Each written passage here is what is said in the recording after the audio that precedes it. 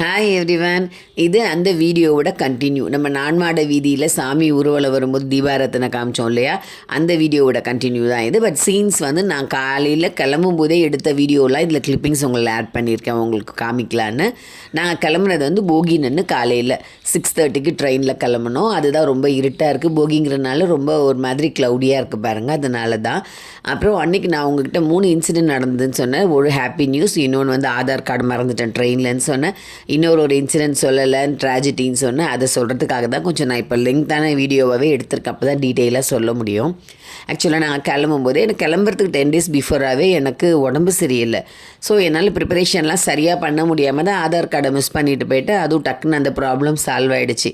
Okay, Perumal நம்ம கிளம்பும்போது எப்போவுமே ஏதாவது ஒரு சோதனை கொடுப்பார். ஏன்னா எனக்கு அவர் ரொம்ப இஷ்ட தெய்வம் தான். இருந்தாலும் அவர் வந்து எப்போவுமே அவர் எங்களுக்கு சில பல சோதனைகளை கொடுப்பாரு தான். உங்களுக்கும் கொடுத்துருப்பாரு. இருந்தால் லிங்க்கில் சொல்லுங்கள், கண்டிப்பாக உங்கள் கமெண்ட்டில் சொல்லுங்கள். ஏன்னா வந்துட்டு ஏதாவது ஒன்று இருக்கும் போகும்போதும் சரி, ஏன்னா அவர் நம்மளை சோதிப்பார். இப்போ பாருங்கள், பஸ் வருது. எனக்கு எப்போவுமே ட்ரெயினில் உட்காந்துட்டு அந்த பக்கம் பஸ் போகிறத பார்க்குறது ரொம்ப பிடிக்கும். அதே மாதிரி நம்ம பஸ்ஸில் போகும்போது பக்கத்தில் ட்ரெயின் போகும்போது அதை பார்ப்போம் இல்லையா, அதனால தான் அதையும் வீடியோ எடுத்தேன். உங்களுக்கு யார் யாருக்கெல்லாம் இது பார்த்துக்க பிடிக்குங்கிறத சொல்லுங்கள், எனக்கு அதையும் கமெண்ட்டில் சொல்லுங்கள். அப்புறம் அன்றைக்கி நாங்கள் வந்து போயிட்டு அன்றைக்கி தான் உங்களுக்கு அந்த போகி ஈவினிங் தான் உங்களுக்கு அந்த பூஜை எல்லாமே நான் உங்களுக்கு சொன்னேன் இல்லையா, அதெல்லாம் தான் போனேன் அன்றைக்கி. அப்புறம் அன்னப்பிரசாத குடம்ல போய்ட்டு அந்த வீடியோஸ்லாம் எடுத்துகிட்டு அன்றைக்கி போயிட்டோம். ஸோ மறுநாள் கல்யாண உற்சவம் தான் நாங்கள் அரேஞ்ச் பண்ணியிருந்தது போகலான்னு. 10 o'clock எங்களுக்கு போட்டிருந்தாங்க, 10:30க்கு. ஸோ அவ்வளோ நம்ம சீக்கிரமாக போடணும்னா எனக்கு ஆல்ரெடி நீ பெயின் இருக்கனால நம்ம ரொம்ப அவ்வளோ சீக்கிரம் போக வேண்டாம், நம்ம ஒரு 11 o'clock போகலாம். ஏன்னா 12க்கு தான் அங்கே ஸ்டார்ட் பண்ணுவாங்க கல்யாண உற்சவம். 10 to 1:30 தான், இல்லை 12 to 1:30 தான் நடக்கும். அதனால் நம்ம ஒரு 11க்கு அப்படி போனோம்னா கூட நம்ம போயிடலாம் 1 hourக்குள்ளே உள்ளேன்னு சொல்லிட்டு நாங்கள் போகிறதுக்குள்ளே பார்த்திங்கன்னா அந்த சுபதம் என்ட்ரி வழியாக தான் உள்ளே போகணும். அப்போ பார்த்திங்கன்னா எல்லாரையுமே விட அந்த காமனாக வேறு சேவாஸ் இருக்கவங்களையும் அதுக்குள்ளே விட ஆரம்பிச்சிட்டாங்க. பட் எங்களுக்கு அவங்க கேப்பே விடலை. நாங்கள் ஒரு 10 பேர் வெயிட் பண்ணிக்கிட்டு இருந்தோம். அப்புறம் நாங்கள் அவங்கக்கிட்ட கேட்டுக்கிட்டே கோவில்கிட்ட வரைக்கும் கேட்டு நாங்கள் போயிட்டோம். ஏன்னா அப்போ தான் 12 o'clock ஆகலை, ஸ்டார்ட் ஆக போகுதுன்னு சொல்லிட்டு அர்ஜென்ட்டாக போயிட்டோம். அப்போ என்ன நடந்துச்சுன்னு தெரியல, காலில் வந்துட்டு ஏதோ இன்ஜுரி ஆகிடுச்சு. சாமிக்கிட்ட அந்த கோயிலோட உள்ள நம்ம வாசலுக்குள்ளே நுழையும் போதே காலில் ஏதோ ப்ராப்ளம் இருக்குது. ஆனால் என்னன்னு தெரியல, காலில் வந்து ஏதோ தடுக்குது.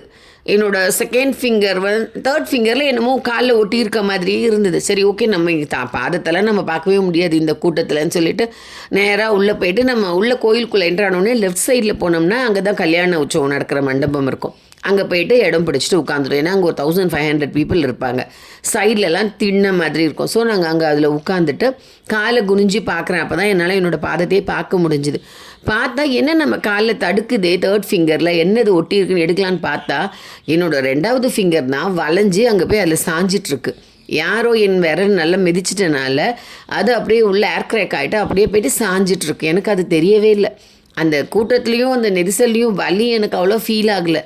சரி, அப்புறம் அதை அப்படியே மறந்துட்டு சாமியை ஒரு 1.5 மணி நேரம் கல்யாண உற்சவம்லாம் பார்த்து முடிச்சுட்டு கொஞ்சம் எல்லோரும் கிளம்புறதுக்கு முன்னாடியே நம்ம போயிடலாம், ஏன்னா கால் ரொம்ப வலிக்கும் இல்லையா, ரொம்ப கூட்டத்தில் போக முடியாதுன்னு சொல்லிட்டு அப்படியே சாமியை பார்க்க கொஞ்சம் ஒரு 10 minutes பிஃபோராகவே நாங்கள் சாமி தாலி கட்டி முடிச்சிட்ட உடனே நாங்கள் கிளம்பி அந்த லைனில் அப்படியே தரிசனத்துக்கு நம்ம போயிடலாம். அதாவது நம்ம முன்னாடி சாமிக்கு கிட்டக்க போகிற இடத்துக்கிட்ட ஒரு கதவு வரும் இல்லையா, அந்த என்ட்ரன்ஸ் கிட்ட நம்மளை விட்டுருவாங்க. அது வழியாக உள்ளே போய்ட்டு சாமியை பார்த்துக்கிட்டு அதோட ரூம்குள்ளே வந்தவ தான்.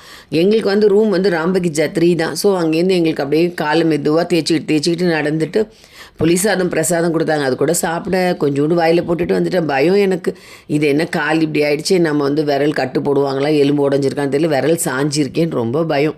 அதோட ரூம்குள்ளே வந்துட்டு எங்கள் அண்ணன் பையன் வந்து ஆர்த்தோ டாக்டர் தான், அவங்களுக்கு உடனே ஃபோன் பண்ணேன், எக்ஸ்ரே ஃபோட்டோ எடுத்து அனுப்பினேன். அப்போ ரொம்ப என்னை பயமுடுத்தலாத்த, ரொம்ப பயப்படாதீங்கத்த, கொஞ்சம் நம்ம எக்ஸ்ரே இங்கே வந்தோன்னே எடுத்துக்கலாம், இப்போதைக்கு 2 டேப்லெட் தரேன், அதை வாங்கி போடுங்க, ப்ளஸ் ஐஸ் கிடச்சா அங்கே வாங்கி வைங்க, ஸ்ப்ரே இருந்தால் அடிச்சுக்கோங்கன்னு சொல்லிட்டான். அதுக்கப்புறம் அப்படியே கொஞ்சம் காலை நீட்டி வச்சுட்டு எங்கேயும் நடக்காதீங்க முடிஞ்ச வரைக்கும்னு சொன்ன உடனே இங்கே பாருங்கள், இந்த வண்டி வருது பாருங்கள், இந்த பேட்ரி கார் வந்து நமக்கு ரொம்ப யூஸ்ஃபுல்லாக இருக்கும். இந்த கேட்லேருந்து நம்ம கோவில் கிட்டக்க வரைக்கும் எல்லாரையுமே அவங்க கூட்டிகிட்டு போவாங்க, ஃப்ரீ தான். நடக்க முடியலன்னாலும் நம்ம எல்லாருமே மெயினாக இந்த என்ட்ரன்ஸ் தான் யூஸ் பண்ணுவாங்க. பார்த்திங்கன்னா சாமி தரிசனம் பார்த்துட்டு அதுதான் மெயினான வழி. எல்லாருமே வெளியில் வர்றதுக்கு எந்த இது வேணாலும் அங்கே தான் பஸ் எல்லாம் கிடைக்கும். இந்த ராம்பகிஜா 3 கிட்ட நிறைய பேர் பார்த்துருப்பீங்க, தெரியாதவங்களுக்கு நான் சொல்கிறேன். அதுக்கப்புறமா ஓகே அந்த காலில் வந்து நானே என்ன பண்ணேன்னா ஒரு டேப் கேஸ் டேப் மாதிரி அந்த வலை மாதிரி ஒரு கிளாத் வரும் இல்லையா, அது வாங்கிட்டு பிளாக் கலர் மெடிசன் வாங்கிட்டு வர சொன்னேன். ஒரு மாதிரி ஹீட் ஆகும் காலில் வச்சா கூட. அது வாங்கிட்டு எங்கள் ஹஸ்பண்ட் வாங்கிட்டு வந்தாங்க. உடனே சரி கீழே என்னோடய ஃப்ரெண்டு இருந்தாங்கன்னு சொன்னேன் இல்லையா, எனக்கு கிடச்ச அவங்க ஃப்ரெண்ட், அவங்கக்கிட்ட வந்துட்டு பொங்கல் விஷ் பண்ணிவிட்டு சொன்னேன் இந்த மாதிரின்னு. உடனே அவங்க ஒரு 15 மினிட்ஸில் மேலே வந்துட்டாங்க ரூமுக்கு. எங்கள் ரூமுக்கு வந்துட்டு அவங்க அந்த டேப் படி டேப் மாதிரி அந்த சொல்லுவாங்க இல்லையா, படி டேப்பிங் மாதிரி அந்த டேப் ஃபுல்லாகவே அந்த கிளாத்தை காட்டனில் மெடிசன் வச்சு அதை கட்டிட்டு வச்சுட்டாங்க. 2 டைம்ஸ் அவங்க அதை கட்டி விட்டாங்க. அதுக்கப்புறம் 1.5 hour எங்களோட பேசிகிட்டு இருந்தாங்க. எனக்கு இருந்த ஸ்ட்ரெஸ்க்கெலாம் கொஞ்சம் நல்லா இருந்தது. அந்த டைம் ரொம்ப பயந்துட்டேன். எப்போவுமே பெருமாள் சோதிப்பார் தான் எல்லாருக்குமே, அதுக்காக நம்ம போகாமல் இருக்க மாட்டோம் திருப்பதிக்கு. பெருமாள் தான் எனக்கு உயிர். இன்னொன்னா பெருமாளை பற்றி பேசுகிறதுக்கும் பிடிக்கும், பெருமாள் திருப்பதி போகிறதுக்கும் பிடிக்கும், திருப்பதியில் தங்குறதுக்கும் பிடிக்கும். இப்போ உங்கள்கிட்ட இந்த சேனலில் இதை பற்றி திருப்பதியை பற்றி சொல்ல சொன்னீங்கன்னா நான் இன்றைக்கெல்லாம் சொல்லிகிட்டு இருப்பேன். அதே மாதிரி உங்களுக்கு என்ன விஷயம் தெரிஞ்சுக்கணுன்னு கேட்டிங்கனாலும் நான் உங்களுக்கு திருப்பதியில் எனக்கு தெரியாததை கூட நான் உங்களுக்கு கேட்டு சொல்கிறேன். அதே மாதிரி உங்களுக்கு என்ன அனுபவங்கள் இருக்கோ அதையும் நீங்கள் எனக்கு சொல்லுங்கள். எங்களுக்கு வந்து பெருமாள்னா எனக்கு அவ்வளோ இஷ்டம். இப்போ உங்களுக்கு என்ன நானே ஒரு பிளான் பண்ணியிருக்கேன். மந்த்லி ஒன்ஸ் வந்து அந்த தரிசனம் டைம் டிக்கெட் புக் ஓப்பன் ஆகிற டைமில் உங்களுக்கு நான் என்னென்ன டேட்டில் என்னென்ன தரிசனம் டிக்கெட்லாம் ஓப்பன் ஆகும், எப்படி ஈஸியாக புக் பண்ணலாங்கிறதெல்லாம் சொல்கிறேன் நான் உங்களுக்கு. ஏன்னா நிறைய பேருக்கு பார்த்திங்கன்னா போகணும்னு ஆசை இருக்கும், பட் அவங்களுக்கு அந்த ப்ராப்பராக போக எப்படி புக் பண்ணணும்னு தெரியாது. நான் உங்களுக்கு நெக்ஸ்ட் வீடியோவில் பார்த்திங்கன்னா உங்களுக்கு எல்லாமே நான் எப்படி எந்தெந்த தரிசனத்தில் எந்தெந்த ஏஜ் எப்படி போகலாம், இல்லை முட்டி வலி இருக்கவங்களுக்குலாம் ஒரு தரிசனம் அந்த மாதிரி கொஞ்சம் ஈஸியாக.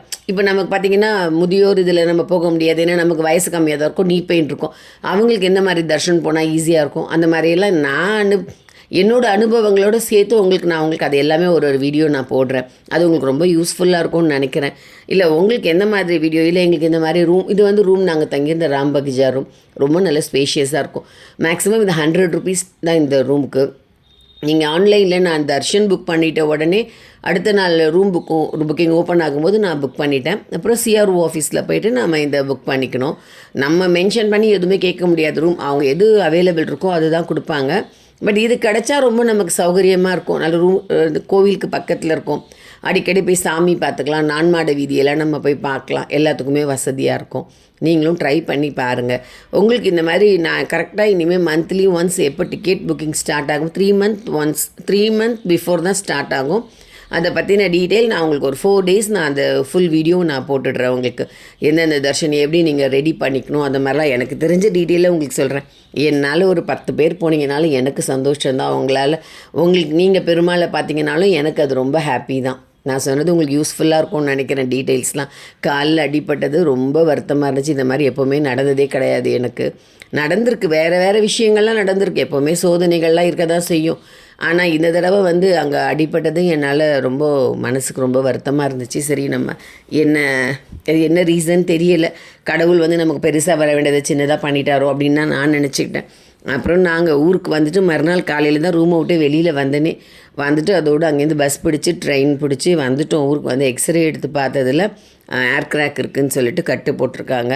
இப்போ வீட்டில் ரெஸ்ட் எடுத்துகிட்ருக்கேன், ஸ்கூலுக்கு போக முடியல. ஸோ அது கொஞ்சம் ஒரு மனசு கஷ்டமாக இருக்குது. சரி பரவாயில்ல, ஏதோ பெருமாள் கொடுத்த சோதனையை தான் நான் ஏற்றுக்கிறேன், வேறு ஒன்றும் சொல்கிறதுக்கு இல்லை. அதுக்கப்புறம் இது பார்த்திங்கன்னா ஈவினிங் அங்கே கிளம்பும்போது நான் எடுத்தது. அந்த பஸ்ஸில் ஏறி உட்காந்துட்டு மறுநாள் பாருங்கள் அங்கேயும் க்ரௌடு தான். காலையில் இது ஆக்சுவலாக 7 o'clock, அப்போவே பாருங்கள் நல்ல கூட்டம் தான் இருக்கும். நாங்கள் பொதுவாக பொங்கலுக்கு வந்து நாங்கள் வந்து ஒரு 25 years போயிட்டுருக்கோம். எப்போச்சும் மிஸ் ஆகும், ஏதாவது ஒரு வருஷம் அந்த மாதிரி. மேக்ஸிமம் நாங்கள் போயிடுவோம் பொங்கலுக்கு, அங்கே தான் இருப்போம். லாஸ்ட் இயர் நாங்கள் ஷீரடி போயிருந்தோம். அந்த மாதிரி இந்த தடவை ரொம்ப கூட்டமாக இருக்குது. இனிமேல் பொங்கலுக்கு போகணுன்னா கொஞ்சம் பிஃபோராக போயிடணுன்ற மாதிரி பிளான் பண்ணியிருக்கேன். உங்களுக்குமே நான் எப்படி போகலாம், எந்த டேஸில் போனால் உங்களுக்கு ஈஸியாக இருக்கும் அந்த டீட்டெயில் எல்லாமே நான் சொல்கிறேன். அதுக்கப்புறம் நாங்கள் இந்த தடவை வியாழக்கிழமை சாமி பார்த்தோம், ரொம்ப நல்லா இருந்துச்சு. நாமும் சின்னதாக போட்டு ஃபேஸ் நல்லா தெரியும். அந்த மாதிரி பெருமாள் நான் பார்த்தது இது எனக்கு இப்போ ரொம்ப நாளுக்கு அப்புறம் அந்த மாதிரி பார்த்தது எனக்கு ரொம்ப சந்தோஷம். நல்ல தரிசனம் கிடச்சிது. உங்களுக்கெல்லாம் வேறு என்ன திருப்பதியை பற்றி ஏதாவது வேணும், திருப்பதியை பற்றி கேட்கணுன்னா நீங்கள் என்கிட்ட கேளுங்க. எந்த மாதிரி இப்போ டெய்லி டோக்கன்ஸ் கொடுக்குறாங்க இல்லையா, அதை பற்றி உங்களுக்கு வேணும்னாலும் நீங்கள் எனக்கு சொல்லுங்கள், நான் அதுவும் உங்களுக்கு ஒரு வீடியோ போடுறேன். அதான் பொதுவாக உங்களுக்கு திருப்பதி டீட்டெயில்ஸ் ஏதாவது வேணும்னா என்கிட்ட கேளுங்க, எனக்கு தெரிஞ்சதை நான் உங்களுக்கு சொல்கிறேன். கண்டிப்பாக என்னோடய ட்ராஜடியை கேட்டிருப்பீங்க, என்னமோ ஏதோன்னு நினச்சி பயந்துருப்பீங்க. ஆனால் உண்மையாகவே கொஞ்சம் ப்ராப்ளம் தான், இந்த மாதிரி எனக்கு ஆனதில்லை. கால் இப்போ கொஞ்சம் ஒரு 2 வீக்ஸாவது கட்டு போட சொல்லியிருக்காங்க காலில். அதுக்கப்புறமா எப்படின்னு தெரியல. நான் உங்ககிட்ட இது தான் ஷேர் பண்ணிக்கணும்னு நினச்சேன். இது பார்த்திங்கன்னா நாங்கள் அங்கேருந்து மலையிலேருந்து இறங்கி வரும்போது அப்படியே கொஞ்சம் வீடியோஸ்லாம் எடுத்தேன். இங்கே பார்த்திங்கன்னா அவ்வளோ ரெசிடென்ஷியல் ஏரியா இருக்குது. நான் இது வரைக்கும் பார்த்ததே கிடையாது. இவ்வளோ பேர் இங்கே இருக்காங்களான்னு தெரியல. பாருங்கள், ஃபுல்லாக வீடுங்க தான். இந்த பக்கம்லாம் அந்த ஐயர் அவங்க அந்த சாமியை தூக்குறவங்க அவங்களாம் இங்கே தங்கியிருப்பாங்க போல். அவ்வளோ வீடுங்க இருக்குது இங்கே. நாங்கள் பஸ்ஸில் வரும்போது தான் பார்த்தேன். ஃபுல்லாக இங்கே வந்துட்டு கூட ஏதோ பாருங்கள், ஃபுல்லாக வீடுங்க தான் இங்கே. இது வந்து நம்ம பஸ் வந்து ராம்பக்ஜாலேருந்து இறங்குற வழி இது. ஆக்சுவலாக அதுதான் ஃபுல் பார்க்கிங். எவ்வளோ க்ரௌடு பாருங்கள், தெரியுதா? நாங்கள் வந்து கிளம்பும்போது மாட்டு பொங்கல்னு காலையில் இது வந்து காலையில் நாங்கள் ட்ரெயின் பிடிச்சி வந்துட்டோம். உங்களுக்கு இந்த வீடியோ பிடிச்சிருக்கோன்னு நினைக்கிறேன். கண்டிப்பாக பிடிச்சிருந்தா உங்களுக்கு கமெண்ட் பண்ணுங்கள், லைக் பண்ணுங்கள், உங்கள் ஃப்ரெண்ட்ஸ்க்கெலாம் சொல்லி சப்ஸ்கிரைப் பண்ண சொல்லுங்கள். உங்களுக்கு வேறு என்ன மாதிரி வீடியோஸ் வேணுங்கிறதையும் சொல்லுங்கள். என்னால் முடிஞ்சதை நான் உங்களுக்கு போடுறேன். கிராஃப்ட்டும் போட்டிருக்கேன். இப்போது இன்றைக்கி ஈவினிங் வந்து உங்களுக்கு இன்றைக்கி ஈவினிங்காக எப்போன்னு தெரியல, இல்லை இந்த வீடியோ எப்போ நான் போஸ்ட் பண்ணுவேன்னு தெரியல. ரிபப்ளிக் டே கிராஃப்டெல்லாம் போட்டிருக்கேன் ட்ரை கலரில். அதெல்லாம் கொஞ்சம் பார்த்துக்கோங்க, கற்றுக்கோங்க. உங்களுக்கு என்னோடய சேனல் பிடிச்சிருந்தால் லைக் பண்ணிவிட்டு கமெண்ட் பண்ணுங்கள். உங்கள் ஃப்ரெண்ட்ஸ்க்கெலாம் சொல்லி சப்ஸ்கிரைப் பண்ண சொல்லுங்கள். தேங்க்யூ.